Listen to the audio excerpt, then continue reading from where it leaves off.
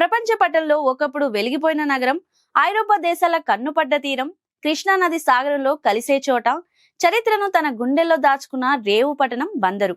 అవును, మనం మాట్లాడుకుంటుంది మచిలీపట్నం పోర్ట్ గురించి. ఒకప్పుడు ఇక్కడ నుండి పడవలు వెళ్తే విదేశాల్లో బంగారం కురిసేదట.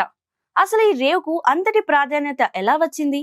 ఈ తీరం వెనుక ఉన్న ఆసక్తికరమైన కథ ఏంటో తెలుసుకుందాం. మచిలీపట్నం లేదా బందరు 14వ శతాబ్దం నుండే ఇది అంతర్జాతీయ వాణిజ్య కేంద్రం. శాతవాహనులు మొదలుకొని గోల్కొండ నవాబుల వరకు అందరికీ ఈ రేవు పట్టణం సిరుల కానాచి. ముఖ్యంగా ఇక్కడి కలంకారీ వస్త్రాలకు విదేశాల్లో విపరీతమైన గిరాకీ ఉండేది. బ్రిటిష్ వారు, ఫ్రెంచ్ వారు, డచ్ వారు ఇలా అందరూ ఈ రేవు కోసం పోటీ పడ్డారంటే నమ్ముతారా? 1611లో బ్రిటిష్ ఈస్ట్ ఇండియా కంపెనీ తన మొట్టమొదటి ఫ్యాక్టరీని ఇక్కడే స్థాపించింది.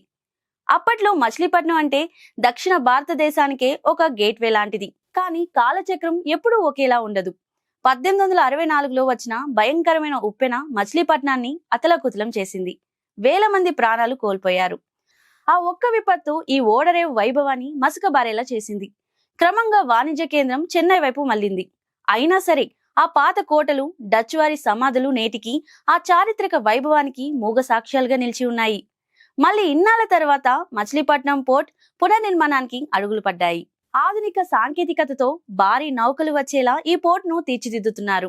ఈ ప్రాజెక్ట్ పూర్తయితే మళ్లీ కోస్తా తీరానికి పాత రోజులు వస్తాయని, వేల మందికి ఉపాధి లభిస్తుందని బందరు ప్రజలు ఆశిస్తున్నారు. సముద్రం అంచున ఉన్న ఈ చారిత్రక నగరం మళ్ళీ ఒక అంతర్జాతీయ వాణిజ్య శక్తిగా ఎదగాలని కోరుకుందాం. దయచేసి దాత్రి టీవీని సబ్స్క్రైబ్ చేసి పక్కనే ఉన్న బెల్ ఐకాన్ ను క్లిక్ చేయండి.